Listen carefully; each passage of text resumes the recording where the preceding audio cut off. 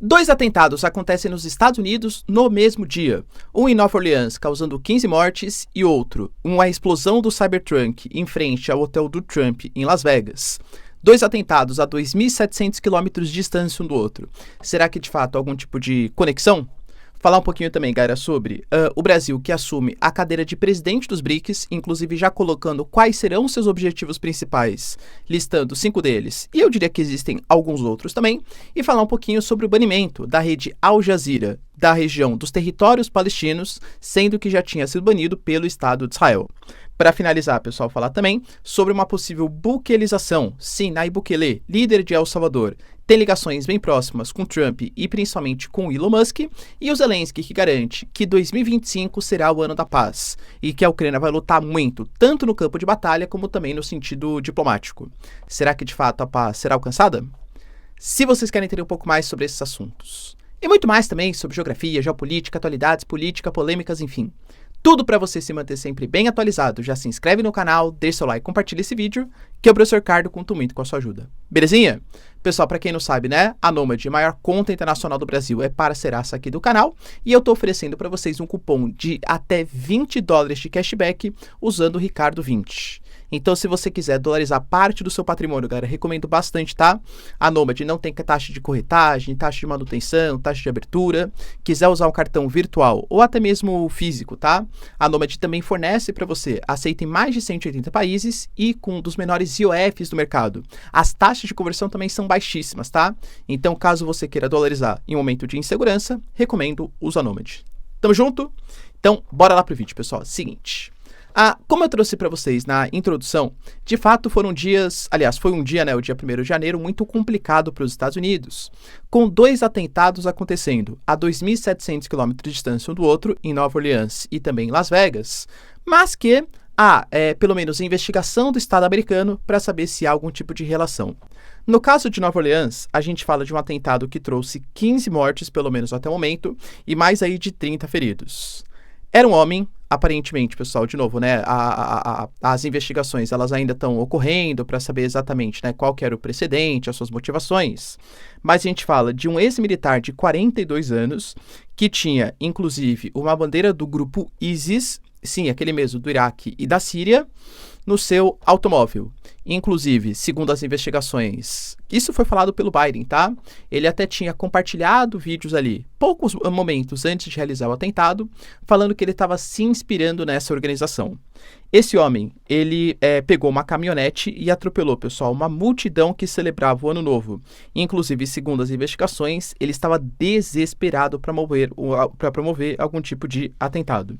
Depois que ele colidiu, ele ainda saiu do carro e começou a disparar contra alguns civis e, inclusive, contra militares também, ferindo 2 policiais.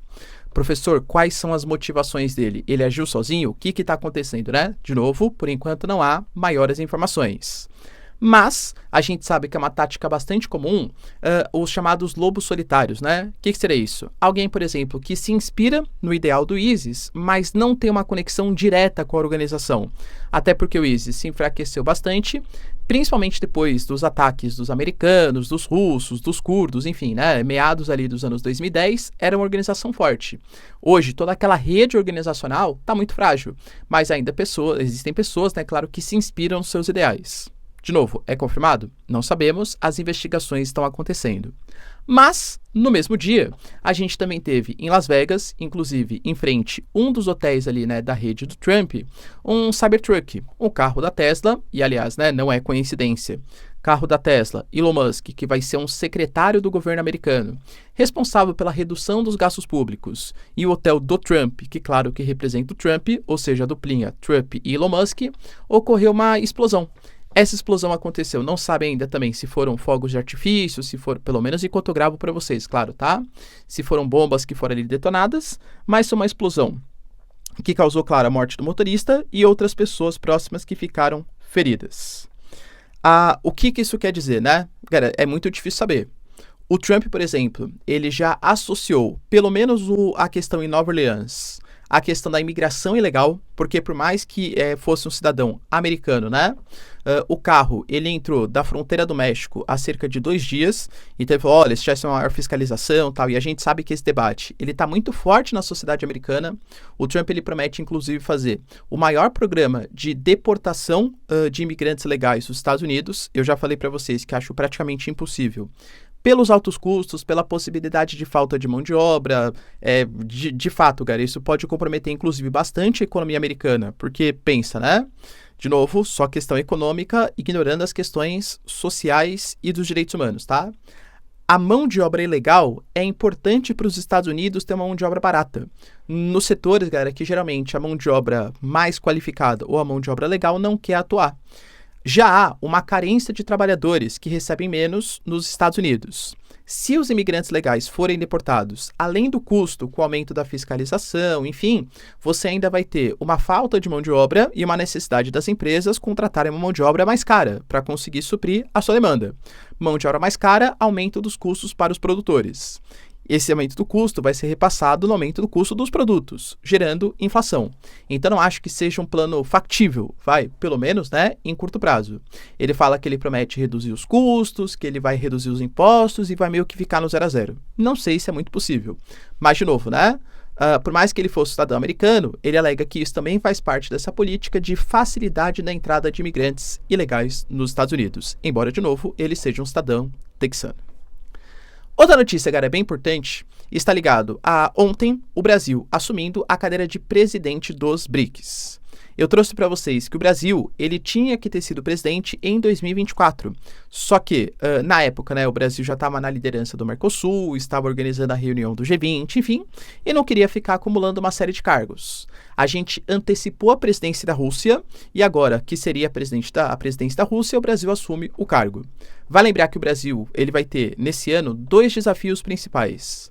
A COP30, realizada em Belém, vai ficar lá para o segundo semestre, e o próprio Itamaraty já falou que nesse primeiro semestre as atividades dos BRICS serão a prioridade. E aí, eu sempre trago, né, se você é o presidente, e é uma presidência rotativa, você que define as pautas, fala onde que vai ser a reunião, enfim, né? Pois bem, galera, o que a gente teve de informação é que a reunião muito possivelmente vai ser organizada em julho, entre chefes de estados, claro, tá? Mas terão outras 100 reuniões que serão feitas entre ministros, representantes, secretários ao longo do primeiro semestre aí de 2025. Professor, e quais serão as pautas prioritárias? Pauta número 1, e eu diria que a mais polêmica. De novo, não sou eu falando, Itamaraty, tá? A primeira pauta vai ser o aumento do comércio entre os países membros, incluindo novos meios de pagamento. E por que eu falo para vocês que essa é a pauta mais polêmica de todas? A gente sabe que Brasil, tanto do ponto de vista político, como até mesmo na presidência do NDB, que é o Banco dos BRICS, com a Dilma, tem um papel econômico significativo nos BRICS. E, falando em uma criação de sistema alternativo de pagamentos ao sistema SWIFT, inclusive que a Rússia está sancionada, né, está banida, e também uma moeda comum de trocas internacionais, era uma coisa que os BRICS tinham como prioridade. Só que o Trump, ele ameaçou, colocando que qualquer país que lute pela desdolarização pode sofrer sanções e ser taxado em 100%. Já trouxe para vocês de novo que uma coisa é ele enquanto candidato, outra coisa é ele enquanto presidente. Ele pode taxar em 100% os países dos BRICS? Pode. Só que, galera, convenhamos que a gente está falando de países como, por exemplo, China. Caso ele sobretaxe 100% a China, quer dizer que os produtos chineses entrarão mais caros no mercado americano, gerando inflação, que já é um problema para a sociedade americana. Professor, mas fique tranquilo, porque existem alternativas. Vamos colocar uma alternativa? É nós, Brasilzão, que também faz parte dos BRICS. Os americanos, eles realmente são muito poderosos e conseguem ameaçar. Canadá, México, União Europeia com sobretaxas, e geralmente os países não conseguem responder à altura. Ameaçando os BRICS em 100%, será, galera, que os americanos conseguem comprar essa briga com as repercussões para o seu mercado interno? Vou dar um exemplo para vocês, hein? As chamadas terras raras, minerais essenciais para produtos tecnológicos. Hoje, os maiores parceiros econômicos dos americanos para esse tipo de produto são os chineses. Vamos ter um sobretaxa à China. Qual é o mercado alternativo? Brasil, que também faz parte dos BRICS. E aí, eles vão ser obrigados a ter terras raras 100% mais caras, dobrando, entre aspas, né, o preço aí do produto final? Então, é uma briga que aparentemente o Brasil colocou como prioridade número 1. A gente vai independente de quais vão ser as repercussões americanas. Será que o Brasil só vai mesmo comprar essa briga? E se comprar, o Trump vai responder com essas sobretaxas? Eu acredito que não, hein? Mas, de novo, vamos aguardar cenas dos próximos capítulos. Outro ponto, galera, que o Brasil colocou como prioridade é a questão da governança inclusiva e responsável com a utilização da inteligência artificial. Rússia e China já assinaram pactos nesse sentido. Hoje mesmo, por exemplo, a gente teve na mídia estatal chinesa uma reportagem, como se fosse um folheto ali, vamos colocar, do exército chinês, deliberando a importância da inteligência artificial se limitar a algumas funções e outras serem comandadas por seres humanos, porque a inteligência artificial não tem que prestar satisfação para ninguém, né? E leva muito a questão lógica e não necessariamente sentimental humana. Então, isso é um tema que vai ser colocado em discussão. Tem a questão, pessoal, do financiamento de pautas ambientais, que aí já é um outro problema, né? Por quê? Como eu trago para vocês, os BRICS cresceram. Por exemplo, agora, em 2025, a gente teve a entrada de Belarus, Bolívia, Cuba, Indonésia, Cazaquistão, Malásia, Tailândia, Uganda e Uzbequistão, como chamados países parceiros. Não são membros efetivos, mas são os países parceiros dos BRICS. A gente vai falar, então, de mudanças, financiamento de pautas ambientais, né? Com o Irã, com os Emirados Árabes. Entende, cara? Quando você faz um grupo muito grande, claro que isso traz benefícios em um peso geopolítico maior, mas em compensação o Brasil, que fala sobre inclusão, participação feminina na política, financiamento de pautas ambientais, será que combina com todos esses novos membros? Será que os BRICS são de fato um país ou um grupo, né, coeso, como já foram no passado? É difícil, tá? O Brasil vai ter que meio que ditar as regras do jogo, pelo menos na sua presidência. Falou também, galera, sobre uma maior cooperação no sul global, principalmente investindo em saúde pública, tentando melhorar, né, a expectativa de vida, a taxa de mortalidade infantil e outros pontos aí de IDH, de qualidade de vida da população, e também um fortalecimento institucional do bloco. Que é o que eu falei para vocês, poxa, um bloco ainda pouquíssimo coeso, com disputas internas entre Etiópia e Egito, entre China e Índia, até mesmo hoje são aliados, né, mas Rússia e China no passado já tiveram também problemas fronteiriços, entende? Então, assim, criar um sentimento de coesão, de unidade do bloco vai ser bem difícil com países tão divididos assim, vai? Será que o Brasil, galera, vai conseguir se dar bem nessa presidência dos BRICS? Deixa aí nos comentários. Outra notícia, cara, bem importante, está ligada à suspensão da rede Al Jazeera. Para quem não sabe, a Al Jazeera talvez seja a maior rede de comunicação árabe. Ela está localizada no Catar, que mais uma vez é um país muito dúbio, né? Porque ao mesmo tempo que mantinha, por exemplo, as lideranças do Hamas ali no seu país, tem uma das maiores bases militares americanas no Oriente Médio. Inclusive, cara, os americanos estão aproveitando espaços que eram da Rússia no antigo governo Al-Assad para construir novas bases na Síria, hein? Ou seja, o novo governo do Al-Jolani, HTS, essa nova liderança síria, aparentemente está muito mais ocidentalizado do que pró-Rússia. Mas enfim, né, só um pequeno comentário, voltando aqui para a questão da Al Jazeera.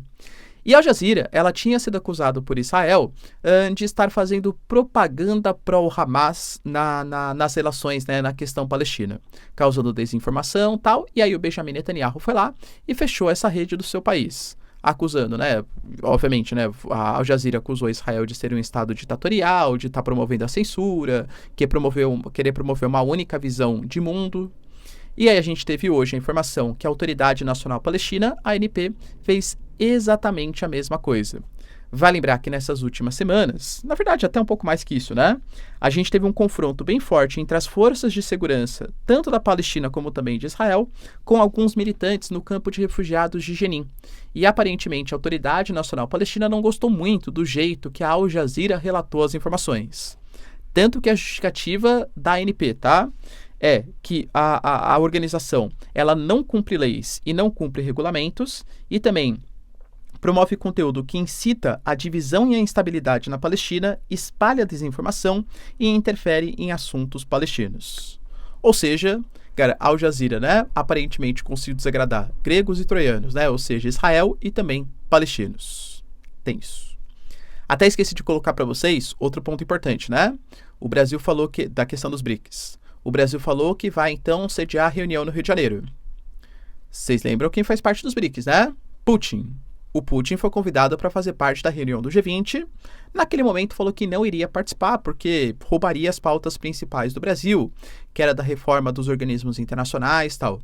Os BRICS são mais coesos, né? Não são, nossa, que coesão, mas são mais coesos do que o G20. Será que o Putin virá para o Brasil, então? Questão, Brasil signatário do TPI. Se o Putin pisa aqui, a justiça pode decretar a prisão dele. Será, galera, que o Putin vai comprar essa briga com o Tribunal Penal Internacional e o Brasil também vai aceitar comprar essa briga? É polêmica pra gente ver. Outra notícia, galera, bem interessante, está ligado a Nayib Bukele, inclusive, né, que é o presidente ali de El Salvador. Se eu fosse fazer um vídeo, aliás, já fiz alguns, né? Mas se eu fosse traçar aqui todo o histórico sobre ele, ficaria bastante longo o vídeo. Recomendo, inclusive, tá? Participei de um podcast ali, Inteligência Limitada, do Vilela, né? Só falando sobre as questões de El Salvador. Acho bem interessante, tá? Com outras 2 pessoas também que participaram, uma roda de conversas. Acho que vale a pena. A gente ficou 2 horas ali debatendo. Mas, voltando, né? O Nayib Bukele, que foi o responsável pela queda da criminalidade em El Salvador. El Salvador, que era um país dominado pelas gangues, mais de 80% dos territórios na mão de algumas gangues, né? Que formavam uma espécie de um estado paralelo mesmo em El Salvador. E quando ele assumiu ali a presidência, ele aumentou bastante a repressão contra esses grupos, inclusive talvez o maior símbolo que seja a construção do Secote, o centro de confinamento para esses terror, né? Com métodos, eu diria, não muito ortodoxos, com denúncias da oposição de desrespeito aos direitos humanos, de uma crise institucional, de tentar controlar o parlamento e o sistema também judiciário do país, mas é fato que houve uma redução da criminalidade. A gente fala de El Salvador, que tinha, pessoal, por exemplo, em 2015, 106 mortes a cada 100 mil habitantes, né, enfim, tá?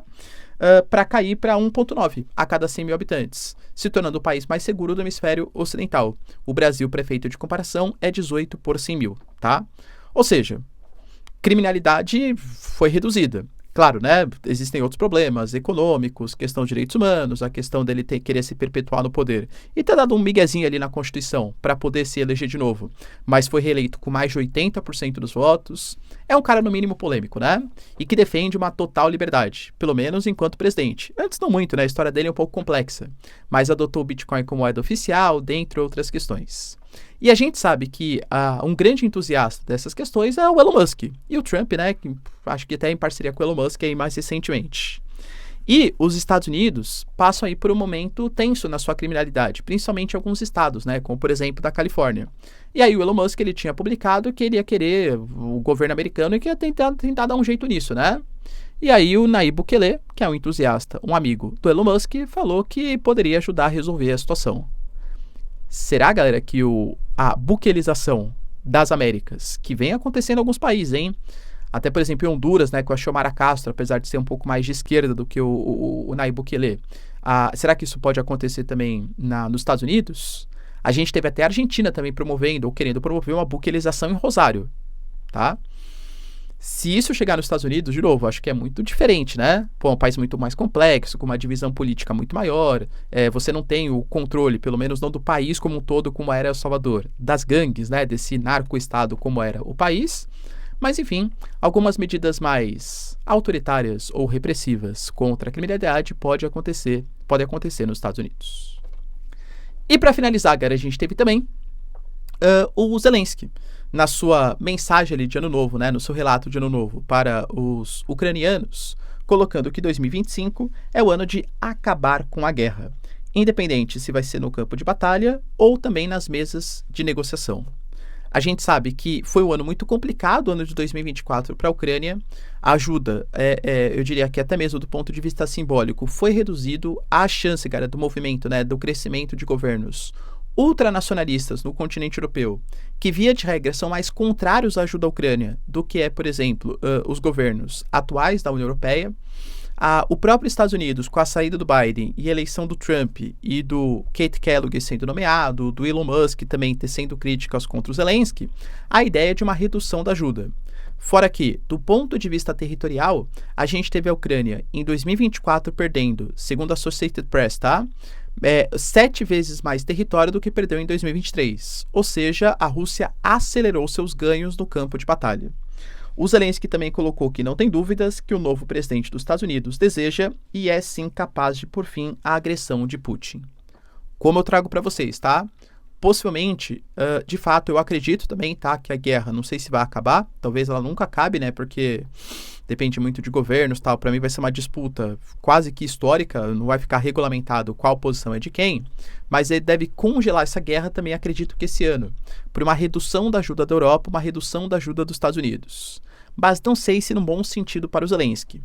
Aparentemente, o que os americanos querem é que as áreas invadidas, ocupadas pela Rússia, fiquem com a Rússia, que haja uma região de zona tampão de 1.300 quilômetros com tropas europeias, e falando que a adesão da Ucrânia à OTAN vai estar congelada. Os americanos falam em 20 anos, o Putin fala que não aceita, porque fala, poxa, qual que é a diferença? Vai entrar hoje, entrar amanhã? A Ucrânia deve estar proibida de entrar para a OTAN. Então ainda faltam algumas arestas, né? Mas que de fato deve ser resolvido em 2025, eu não duvido. A questão é, benéfico para o Zelensky? Acredito que não. Beleza, pessoal? Deu para entender os principais acontecimentos? Se vocês curtiram o vídeo, então, já deixa seu like, se inscreve no canal. Tamo junto, beijos, abraços e tchau, tchau.